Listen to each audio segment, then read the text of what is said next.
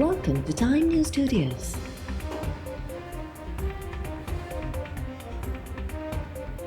You are watching 9 PM Bulletin.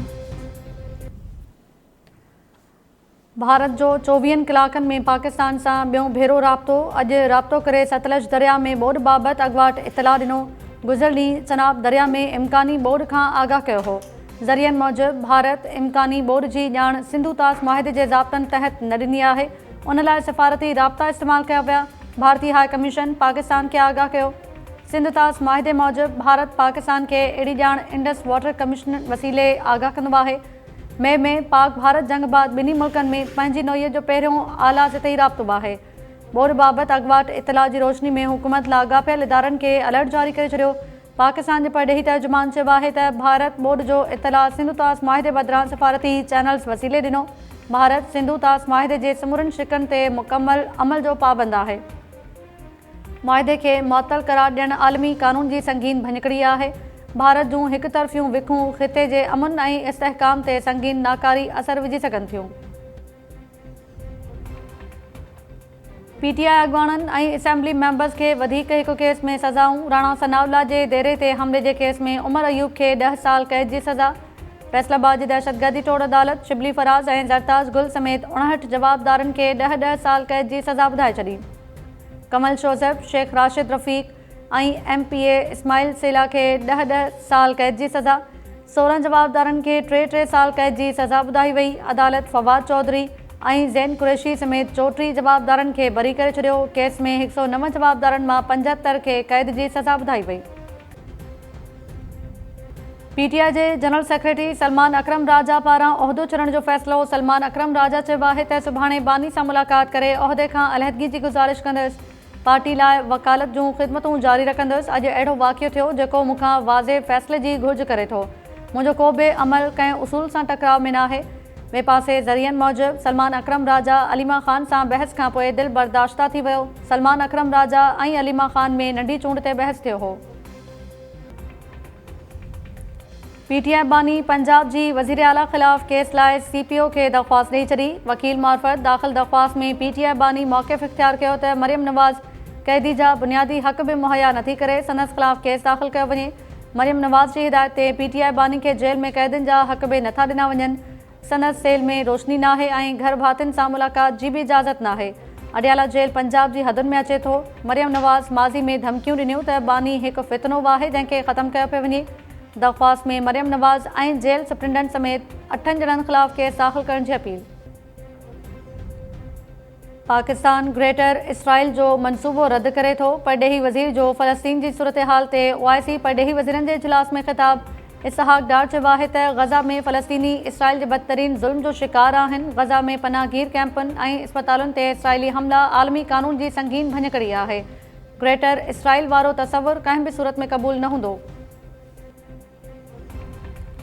सूबाई वज़ीर सईद गनी जो भाउ फरहान गनी सरकारी मुलाज़मनि ते तशद्दुद ऐं धमकियूं ॾियण जे केस में अदालत आरो पेश। कराची जी दहशतगर्दी टोड़ अदालत फरहान गनी ऐं ॿियनि जवाबदारनि खे 28 अगस्त ताईं जिस्मानी रिमांड ते पुलिस हवाले करे छॾियो। ॿुधणी दौरान फरहान गनी इल्ज़ामनि खे रद्द कंदे चयो त हुन रस्ते ते थोरो बीही पुछियो त कहिड़ो ऐं कंहिंजी इजाज़त सां कमु थी रहियो आहे। रोड जी खोटाई जो इजाज़तनामो घुरियो हो जेको बि न ॾिनो वियो। घर मां फुर जी वारदात थी आहे। जवाबदारनि मुंहिंजे मासूम ॿार खे टारगेट कंदे दहशत बखेड़ी। लखे रुपया रोक रक़म क़ीमती ज़ेवर फुर कया। सिंध हुकूमत जी तर्जुमान ऐं SSP तौहीदुर रहमान जी घरवारी अक़रबा फ़ातिमा जो बयान।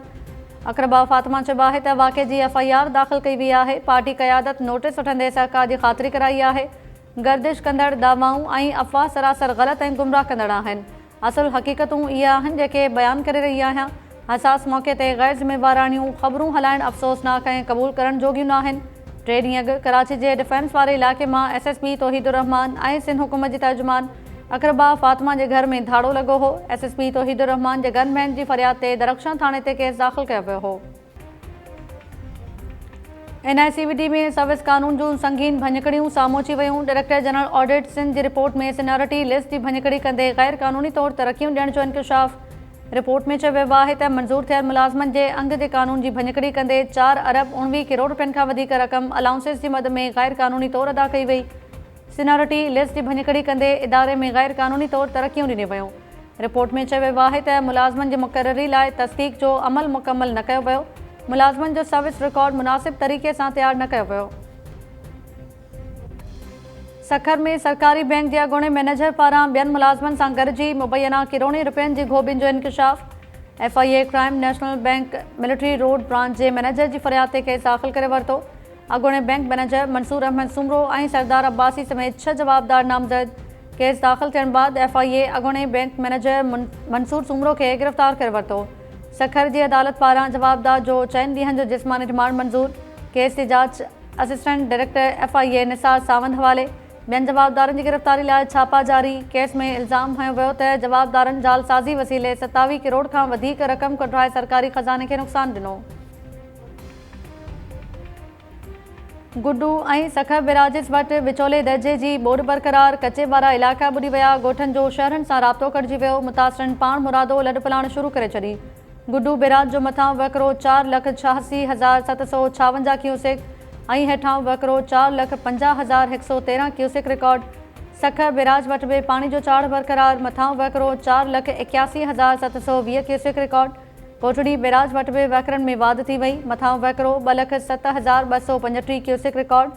सिंधू दरिया में चाढ़ बाद रिपड़ी जे कचे वारो इलाइक़ो पाणी हेठि। गुलूसियाल, सादिक कलहोड़ो, खरलाबाद, फुल्लू, केटी मुमताज़ भुट्टो, केटी खरलाबाद, केटी खोड़ा समेत समय ॻोठनि में पाणी दाख़िल। हज़ारें एकड़नि ते पोखियल फसल लुड़ी विया।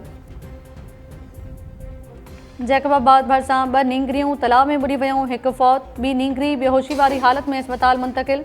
वारसनि जो चवणु आहे त नींगरियूं रांदि खेॾी रहियूं हुयूं त तलाउ में किरी पियूं। इलाइक़े वासियुनि गॾियल कोशिश सां हिकु नींगरी मलूका खे बचाए वरितो।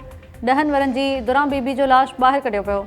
इलाइक़े वासियुनि चयो आहे त रेलवे जो तलाउ ख़तमु थियण बावजूदि बासर उन ते कब्ज़ो कयो आहे। उन जे नतीजे में आए ॾींहुं ॿुॾी वञण जा वाक़िया पेश अचनि था। बासर ख़िलाफ़ कार्रवाई ऐं तलाउ ख़तमु करण जो मुतालबो। सिंध एम्प्लॉइज़ अलायंस जे सॾ ते सरकारी मुलाज़िम सरापा एहतजाज बणिजी विया। उस्तादनि स्कूल्स खे ताला हणी छॾिया। डॉक्टर्स ऐं पैरामेडिकल स्टाफ पारां OPD जो बाइकॉट। ग्रुप इंश्योरेंस ऐं DRA अलाउंस जी बहाली ताईं एहतजाज जारी रखण जो ऐलान। कराची, हैदराबाद, लाड़काणो, सखर, खैरपुर, नौशरो फिरोज़, घोटकी, नवाबशाह ऐं सांगड़ में उस्तादनि, डॉक्टर्स ऐं ॿियनि मुलाज़िमनि जो एहतजाज। बदीन, ठट्टो, सजावल, उमरकोट, टंडो मोहम्मद खान ऐं मटियारी में बि एहतजाज। कश्मोर, कंदकोट, दादू, जामशोरो, कंबर शहदादकोट ऐं शिकारपुर में सरकारी मुलाज़िमनि जो एहतजाज। मीरपुर ख़ास, मिठी, सोभोदेरो, मेहर, कुंडरी, ठारूशाह, काज़ी अहमद ऐं ॿियनि शहरनि में बि एहतजाज। सिंध एम्प्लॉइज़ अलायंस जे अॻवाननि चयो आहे त सिंध हुकूमत मुलाज़िम दुश्मन पॉलिसियुनि ते लही आई आहे। ॿियनि सूबनि में मुलाज़िमनि खे अलाउंस मिलनि पिया पर सिंध हुकूमत न पई ॾिए। मुतालबनि जे मंता ताईं एहतजाज जारी रहंदो। कराची जे इलाइक़े ड्रिग रोड ते अंडरपास अंदरि मिनी बस जो 2 मोटरसाइकिलुनि खे टक्कर। औरत समेत 3 ॼणा फौत, हिकु औरत ज़ख़्मी। फौतुनि में हारिस ऐं शुएब शामिल। फौती औरत जी सुञाणप न थी सघी। लाश ऐं ज़ख़्मी थियल औरत नाइला अस्पताल मुंतक़िल। पुलिस मिनी बस खे तहवील में वठी ड्राइवर खे लॉकअप करे छॾियो। पुलिस जो चवणु आहे त हादसो बस जी तेज़ रफ़्तारी सबबि पेश आयो। ऐं काछे जे इलाइक़े वाही पांदी में नारी सां मुबैना ज़्यादती ऐं हमल कराइण जे केस में 2 जवाबदार गिरफ़्तार। नारी जी फरियादी भाउ केस में इल्ज़ाम हयो आहे त जवाबदार मुर्तज़ा लग़ारी संदसि भेण खे जिन्सी ज़्यादती जो निशानो बणायो।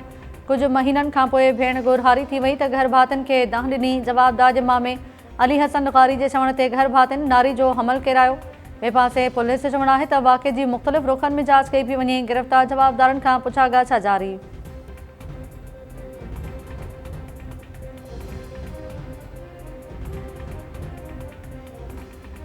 अस्सलाम वालेकुम नाज़रीन, टाइम न्यूज़ सां गॾु आऊं आहियां ताहिरा वज़ीर।